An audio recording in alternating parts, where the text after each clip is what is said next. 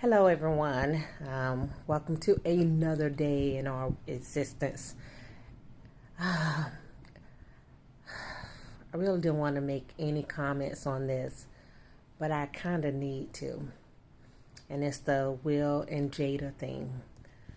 And I'm not going to get into all the things that she said and whatever because most people have seen that. If not, you can just Google it, it'll all come up.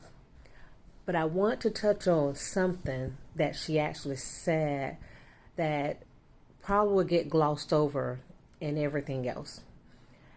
And I want to make a point of saying that I have seen this particular thing happen in a lot of relationships, not just people who are married, not just male, male, female, female, male, female, just all across the spectrum of relationships.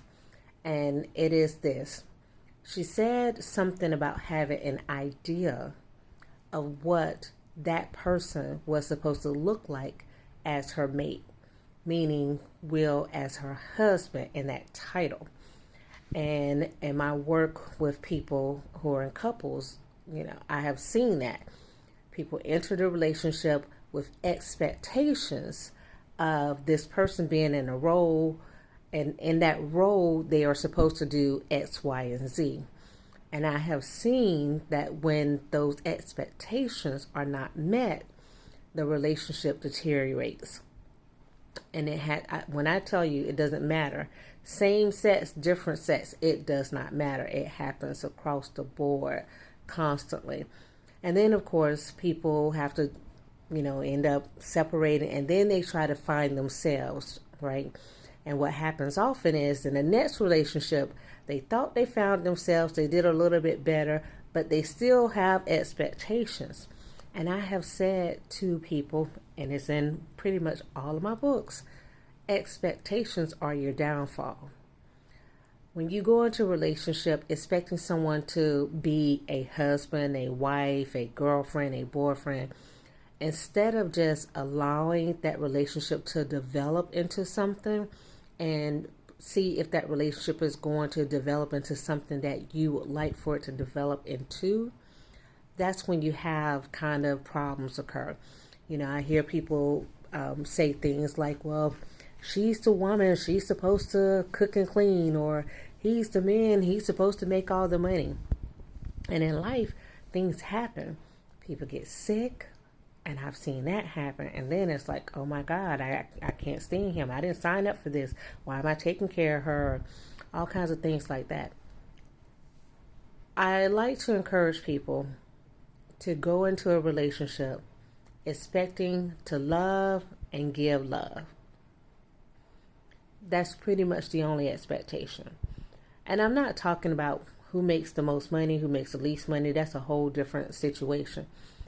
But when you put these ideas of what you were taught as a kid or what you read in a fairy tale onto another human being, you set yourself up for disappointment.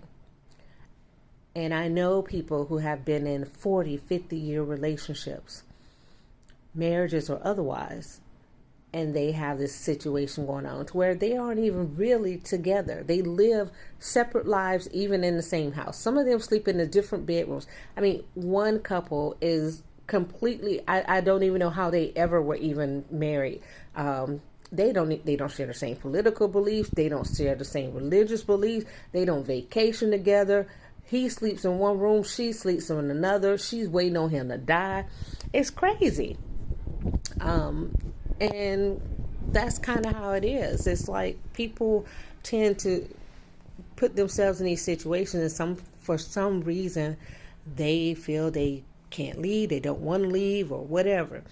And it's like, she even, in that last couple, the woman said to me, I just thought he would be different. We have expectations that people often cannot meet. We have to allow them to be who they are, and perhaps that's a person that we're not meant to be with. Okay? All right, that's just my 2 cents for today. You guys be well. Bye.